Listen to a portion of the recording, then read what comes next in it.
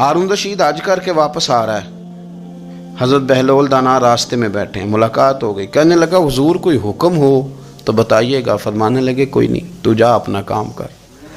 بادشاہ ہے، یا کسی کو کارڈ مل جائے تو وہ لوگوں کو دکھاتا پھرتا ہے، وزیر صاحب نے خود دیا ہے۔ بادشاہ وقت خود کہہ رہا حضرت کوئی حکم ہو تو؟ فرمایا نہیں، اللہ خیر کرے گا۔ تو کہنے لگا حضور میں نے سنا ہے آپ مقروض ہیں، تو بتا ہی دیتے۔ تو آپ مسکرا کے فرمانے لگے تیرا کیا خیال ہے بھلا؟ کہنے لگے حضور کس بابت؟ فرمانے لگے تیرا کیا خیال ہے کہ اللہ ہارون رشید کو دے گا اور بہلول دانا کو بھول جائے گا؟ تیرا کیا خیال ہے؟ رب کریم ہارون رشید کو تو دیتا جائے گا اور بہلول دانا کو بھول جائے گا؟ بادشاہ کہتا ہے کہ میں چکرا ہی گیا کہ بھلا اس سوال کا کیا جواب ہے؟ تو میں نے کہا حضور رب تو بھولنے سے پاک ہے، وہ تو کسی کو نہیں بھولتا، اسے نہ اونگ آتی ہے نہ نیند آتی ہے۔ تو فرمانے لگے جا پھر اپنا کام کر، جب مناسب سمجھے گا تو بہلول کو بھی قرضے سے نجات عطا کر ہی دے گا۔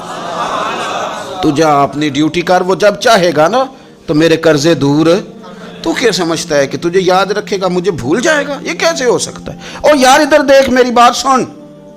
او بھائی وہ تیرا میرا رب ہے، یہ ہو سکتا ہے کہ امیروں کو دے دے اور تیرے جیسے میرے جیسے غریبوں کو وہ بھول جائے؟ یہ ہو سکتا ہے؟ تو کیوں لوگوں کی جیبوں پہ توجہ، لوگوں کی جیبوں پہ نظریں، فلانے کے پاس آ گیا تو میں رہ گیا، مطلب کس لیے؟ ہمارا رب کسی کو بھولتا نہیں ہے، کسی شخص کو وہ میرا مالک اپنے فضل سے نظر انداز نہیں کرتا، وہ سب کو نوازتا ہے، لیکن اس کی حکمت کے تقاضوں کا انتظار کرنا مسلمان کی شان ہے۔ کبھی کسی حسد میں کبھی کرنا ہو تو رشک کریں، مزہ آئے گا۔ اور یہ رشک کرنے کا رشک کا معنی کیا ہے؟ حسد کا معنی یا اللہ اسے نہیں دینا چاہیے تھا، مجھے دینا چاہیے تھا، اور رشک کا معنی یا اللہ تو نے دیا ہے، کیا بات ہے، اسے دیا تو کیا بات، اگر تو نے دیا تو مالک جچا بھی ہے، اگر تو نے دیا ہے تو نظر بھی آیا ہے، اگر تو نے دیا ہے تو پھر کیا بات ہے، کمال ہو گئی، وہ نظر آ رہا ہے۔ اور یا اللہ اسے دیا ہے تو میں بھی تیرا بندہ ہوں، اسے بھی اور دے اور مجھے بھی عطا فرما۔ یہ رشک ہے، رشک کا حضور نے حکم دیا ہے، نبی پاک نے رشک کا۔ ہمارا یہ مسئلہ ہے کہ ہم جو کرنے والا کام ہے وہ نہیں کرتے، رشک کریں۔ بخاری مسلم میں حدیث ہے، نبی پاک صلی اللہ علیہ وسلم نے فرمایا 2 بندوں پر رشک کرو۔ کہو کیا بات؟ رشک کرو 2 بندوں۔ یا رسول اللہ کون کون سے؟ فرمایا ایک وہ مالدار جسے اللہ دولت دے اور وہ صبح بھی رب کے رستے میں خیرات کرے اور شام بھی رب کے رستے میں خیرات کرے، یہ قابل رشک ہے۔ کہو تیری کیا بات ہے بھائی، کیا تجھے اللہ نے نوازا ہے، اور اس پر رشک کرو کو یا اللہ اسے اور دے تاکہ یہ تیرے بندوں پہ اور اثار کرے اور تیرے بندوں پہ سخاوت کرے، اور اللہ اس کے فعل تصدق ہمیں بھی عطا فرما۔ اور حضور فرماتے ہیں ایک مالدار پر جو صبح و شام سخاوت کرے، اور ایک اس عالم پر جسے اللہ قرآن کا علم دے، وہ صبح بھی لوگوں کو قرآن مجید کے ترجمے، تفسیریں، قرآن کے درس سکھائے، اور شام بھی لوگوں کو قرآن مجید کے درس عطا فرمائے۔ اس پر رشک کرو، کہو کیا بات ہے یار تیری، تجھے اللہ نے کتنا نوازا۔ قابل رشک لوگوں پر رشک کرو، ان کی تعریف کرو، ان کے لیے اچھے کلمات ادا کرو۔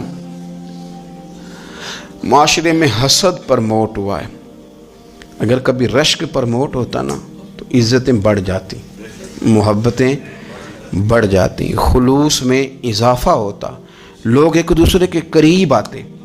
ہم نے کسی فضیلت والے کی فضیلت کو تسلیم کرنے سے انکار کر دیا، ہم نے کسی بڑائی والے کی بڑائی کو تسلیم کرنے سے انکار کر دیا، ہم نے حسد کیا، ہم نے لالچ کیا، ہم حریص ہوئے۔ اس کا نقصان یہ ہوا کہ لوگ ایک دوسرے کے پاس رہتے ہوئے پاس نہیں رہتے، ایک دوسرے کے ساتھ وقت گزار رہے ہوتے ہیں لیکن ان کے بارے میں رویے ان کے سخت ہوتے ہیں، لب و لہجہ تلخ ہوتا ہے، جب وہ کسی کے بارے میں بے لاگ تبصرہ پوچھا جائے تو غلط باتیں کرتے۔ رشک کریں، دیکھیں نا حضرت ابو بکر صدیق رضی اللہ، حضرت عمر فاروق رضی اللہ، ساری زندگی دوڑ لگی رہی۔ حضرت عمر کہتے ہیں میں نے ساری زندگی دوڑ لگائی ہے کہ ابو بکر سے آگے گزر جائیں، لیکن یہ دوڑ حسد والی نہیں، یہ رشک والی۔ فرماتے میرا دل کرتا تھا کہ میں نیکیوں میں ابو بکر سے آگے گزر جاؤں، حضور کے عشق میں ابو بکر سے آگے گزر جاؤں، نبی پاک علیہ السلام کی اولاد کی محبت میں ابو بکر سے آگے گزر جاؤں، میں نا خیر کے کاموں میں آگے گزروں. کہتے میرا ساری زندگی رشک کا رشتہ رہا. یہ رشتہ شاندار ہے، اس پر عمل کریں، اس پر توجہ کریں، بجائے اس کے کہ یہ کہنا کہ استاد جی کا فلانے سے زیادہ پیار ہے. پیار کی وجوہات تلاش کر. مرشد فلانے پہ نظر رکھتے ہیں تو میرے بھائی وہ نوٹوں کی وجہ سے نظر نہیں رکھتے، تو وجہ تو تلاش کرنا، وجہ کیا ہے. تو اپنے آپ کو اس طرح کا بنا، تو اس طرح کی کیفیات پیدا کر اپنے اندر. ہم کیا کرتے ہیں کہ رشک کرنے کی بجائے حسد کرتے ہیں. حسد نہیں کریں، اپنے آپ کو سنواریں. وہ رشک کی وجہ سے آپ سنوار سکتے ہیں. نبی پاک علیہ السلام کی پیاری زوجہ ام المومنین سیدہ عائشہ صدیقہ، بڑی شان ہے اس خاتون کی، بڑی عظمت ہے. ان راہوں کے صدقے جن رستوں سے سیدہ پاک کی سواریاں گزرا کرتی ہیں، کیا درجہ اللہ نے دیا ہے سیدہ عائشہ صدیقہ کو. کہتی ہیں حضور کا وصال میری گود میں ہوا ہے. اور مولا علی شیر خدا فرماتے ہیں میں نے حضور کو سب سے زیادہ عائشہ صدیقہ سے پیار کرتے ہوئے دیکھا. اور عائشہ صدیقہ رضی اللہ تعالیٰ عنہ فرماتی ہیں میں نے حضور کو سب سے زیادہ فاطمہ الزہرا سے پیار کرتے دیکھا. یہ الگ ماحول ہے ان کا آپس میں. تو حضرت عائشہ صدیقہ اتنا بڑا مقام، لیکن وہ فرماتی ہیں میں نے ساری زندگی سیدہ خدیجۃ الکبریٰ پر رشک کیا. میں نے کہا کیا بات تھی اس خاتون کی جو وصال کر گئیں، لیکن شاید کو دن خالی جاتا ہو کہ مدینے والے ان کی وفاؤں کا ذکر نہ کرتے. شاید کوئی خالی دن جاتا. کہتی ہے میں نے اتنا قابل رشک ماحول نہیں دیکھا. ایک دن حضور گھر میں گوشت لائے اور مجھ سے فرمایا عائشہ گوشت پکاؤ. تو میں اسے صاف کرنے لگی تو حضور فرمانے لگے شوربہ ذرا زیادہ کرنا. تو میں نے عرض کی حضور کیا کچھ مہمان آئیں گے گھر میں؟ تو فرمایا نہیں عائشہ، مدینہ منورہ میں نا مجھے پتہ چلا ہے خدیجۃ الکبریٰ کی کچھ سہیلیاں آئی ہیں، تو شوربہ بنا، میں انہیں پہنچاؤں گا.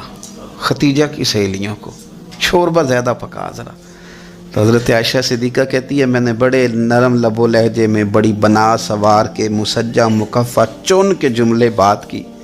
میں نے عرض کی حضور سنا ہے وہ آپ سے 15 سال عمر میں بڑی تھیں، نکاح بھی پہلے ہو چکا تھا، اور بتاتے ہیں لوگ کہ بظاہر کوئی حسن و جمال بھی اس ماحول کا نہیں تھا. حضور اللہ نے آپ کو جوان اور خوبصورت بیویاں دی ہیں، پر میں جب بھی سنتی ہوں جناب خدیجہ کا ذکر ہی سنتی ہوں.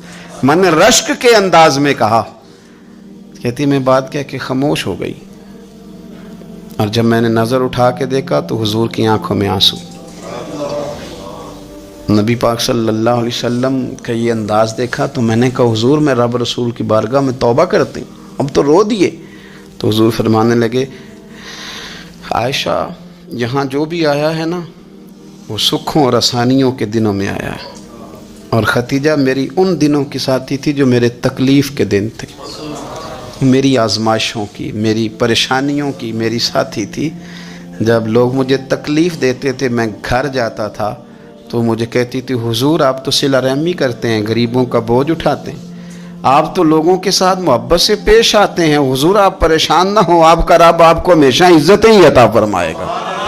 فرمایا وہ میری تکلیفوں کی اسے کیسے. میرے بھائی رشک کیا لوگوں نے ایک دوسرے پر، حسد نہیں کیا. ہم تو نا جی اپنی مرضی کے فیصلے کرتے کرتے پیچھے رہ گئے. ہم نے لوگوں کو پیچھے کرنے کا سوچا تھا لیکن ہم سب سے پیچھے رہ گئے. ہم نے سیاست اور سازش کی تھی کہ کچھ لوگوں کے دلوں پہ پیر رکھ کے میں اپنا قد اونچا کروں گا، کچھ کے سینوں پہ پیر رکھ کے، لیکن ایسا نہیں ہوتا. یہ ہوتا نہیں. آپ کسی کی جگہ نہیں لے سکتے، اس لیے کہ رب نے سب کی جگہ اپنی اپنی بنائی ہوئی، سب کی جگہ. ہاں ایسا ضرور ہوتا ہے کہ کئی دفعہ نا ہم اپنے مقام کو گرا لیتے ہیں. وہ کسی نے کہا تھا کہ ایسا نہیں کہ تیری جگہ کوئی اور آ گیا، لیکن تیرا مقام بھی اب تیرا نہیں رہا. ہوتا یہ ہے کہ ہم نہ گرا لیتے ہیں اپنے آپ کو. اگر ہم رشک کا ماحول پیدا کریں، رشک کا، اور ہم کہیں کہ کیا بات ہے میں بھی سفر کروں گا، اس جانب جاؤں گا، بجائے یہ کہنا کہ فلاں آدمی بڑا آگے نکل گیا ہے، یہ کر کے نکل گیا ہے، وہ کر کے نکل گیا ہے، یہ کہنا کہ یار میں بھی رب کریم کی اس مدد کو تلاش کرتا ہوں جس کی برکت سے اللہ نے اس پر فضل فرمایا ہے. امام غزالی فرماتے ہیں 3 لوگوں میں حسد زیادہ ہوتا ہے، بغض زیادہ پیدا کر لیتے ہیں. اب چونکہ مضمون ہے تو ساری بات کھول کے ہی کرنی پڑے گی نا. فرماتے ہیں 3 لوگوں میں حسد، بڑے عہدے والوں میں حسد زیادہ ہوتا ہے. یعنی صوبائی وزیر کہتا ہے کہ حق میرا ویسے وفاقی وزیر کا تھا، اور وفاقی وزیر کہتا ہے کہ جتنا میرا تجربہ ہے نا مجھے بنایا وزیر اعظم ہی جاتا تو بات ٹھیک تھی. حسد زیادہ، بڑے عہدوں والوں میں حسد، اور امام غزالی فرماتے ہیں مالداروں میں حسد زیادہ ہوتا ہے. غریب نے غریب سے کیا جلنا ہے؟ جلنے کو شے ہی کوئی نہیں، کس سے جلیں گے؟ تو غریب تو بیچارہ 4 روٹیاں ہوتی ہیں تو وہ کہتا ہے چلو ٹھیک ہے آ جاؤ، دونوں مل کے بیٹھ جاتے ہیں. غریبوں کے دوست بھی غریب. امیر حسد کرتے ہیں، وہ سودے پہ سودا کرتے ہیں، وہ ایک دوسرے کی کمزوریاں بیان کرتے ہیں. میں نے گاہکوں کو نفع لیتے دیکھا ہے، فلانے سے مال لیتے تھے جی، اس نے بڑا تنگ کیا تو کہتا ہے اسی طرح کا تو مجھ سے خریدا کر.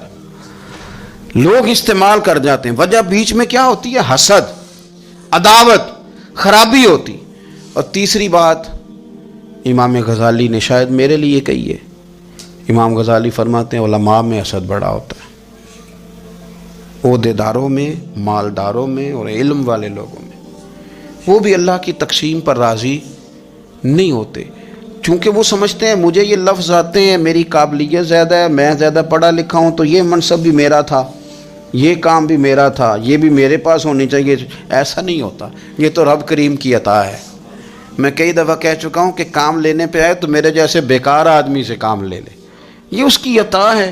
اب ہمیں کرنا کیا ہے؟ ہمیں اس کی تقسیم پر راضی رہنا ہے، اس کی تقسیم پر قربان جائیں. رسول پاک علیہ السلام سے صحابی نے پوچھا حضور عزت کیا ہے؟ فرمایا جو رب نے تجھے دیا اس پہ راضی ہو جا، اللہ عزت عطا کر دے گا.